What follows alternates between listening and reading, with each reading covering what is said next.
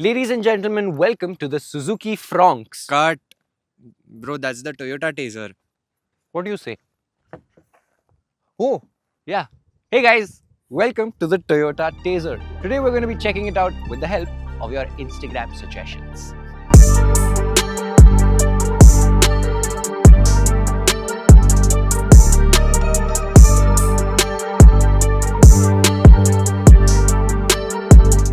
Now, by no means was this Taisor or the Fronx built for being an off-road machine.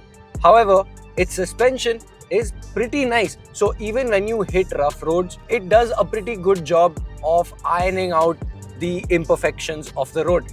Even if you tell me to put it in a spectrum and compare it against other crossover hatchbacks, I would say it is a little bit more plush than the Kushaq 1 liter TSI, and it is not as plush as the C3 or the Basalt. However, it still does a very good job of being right there in the middle. So if you are going to go over rough roads, just try and speed up a little bit more than you think, because in my opinion this thing is still on the stiff-ish side.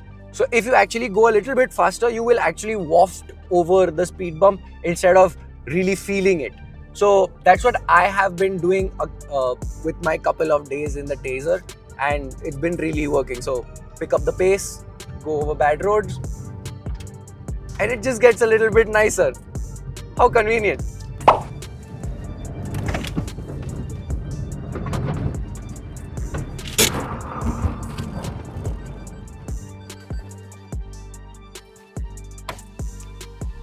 It won't drift, obviously, but if you're a yobbo, you can pull the handbrake and have some fun.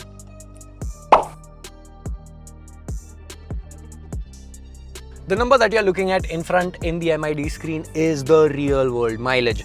That number has come after spending a full tank driving around the city streets of Pune and taking a road trip to Mumbai. So you've got the combination of highway and city in a perfect blend. So if you drive your Toyota Taisor like a normal car, what you're going to get from your full tank is 12.3 kilometers to the liter. Oof. At least the interior is nice.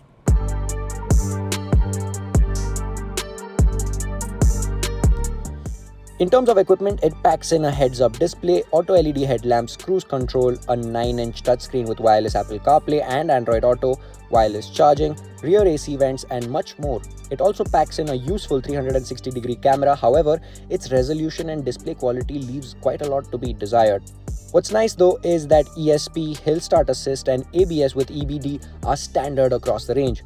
Side and curtain airbags are reserved for the higher turbo variants like this one though.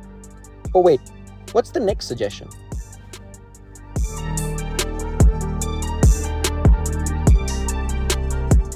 There's no secret that this is a badge engineered Suzuki Fronx. So it definitely looks like one, but that's not bad news. The Fronx was always a handsome car, and I still think this is a pretty good looking car. However, there are changes like an Innova style grille, high rider style DRLs, some really nice 16-inch wheels, and last but not the least, C-shaped DRLs in the rear, all of which blends the Taisor into the family of Toyotas pretty seamlessly. Now, coming to fit and finish, this is a Toyota, so it has a different ball game of quality expectations compared to Maruti Suzuki. But this shared platform has done a very good job at reaching a good middle point. The panel gaps are pretty minimal.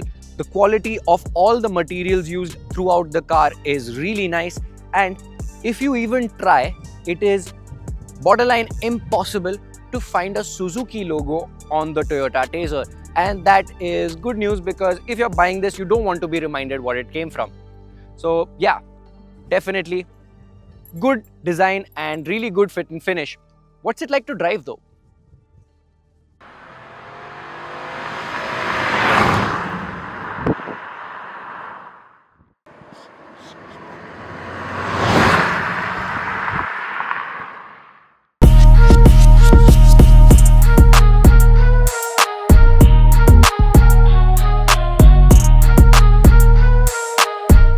Talking about what powers this Taisor is the 1-liter turbo engine, and this is among one of the best 1-liter turbo engines that you can get in the country, according to me. It's really responsive, it's smooth, it's linear, and it is also pretty fun to drive and nice and peppy. It revs freely, and even after you reach that red line of 6000 RPM, it does feel like it has a little bit more in the tank, which is always good news for us enthusiasts. Now, talking about the driving experience overall, I really like the directness of the steering. You can really carry quite a lot of speed in corners, and it stays relatively flat. Plus, you get quite a lot of feedback, and the throws in the gearbox are nice and short, so you can be really properly involved if you're driving with some verve. Even while rowing through the gears, the gearbox itself feels a little rubbery. Overall, it does feel a lot like a Baleno on stilts, and that is exactly what it is. But that's nothing to complain about. The Baleno is actually a really nice car to drive, and this is nothing less.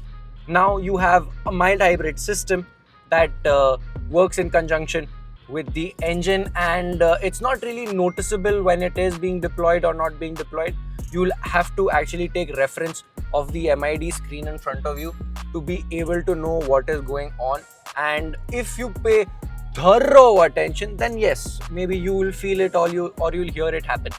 But otherwise, it's not going to really hinder your driving experience. That being said, what would you pick? The Fronx or the Taisor? I've had my fair share of fun with the Toyota Taisor in these past couple of days, and I've come to a realization. This little crossover is dependable. It is fun to drive, it's pretty comfortable, and it also has quite a lot of bells and whistles inside. So if you are looking for a crossover in this specific budget below 15 lakhs, this definitely makes quite a lot of sense. But the only difference is that you can get this exact same car with another badge. It's all up to you. What would you pick? Do let us know down in the comments below. The Fronx or this Toyota Taisor? Thank you so much for watching. Do let us know what are your thoughts on these Instagram suggestions, and would you like us to do more videos like these? Thank you so much for watching. I'll see you guys in the next one.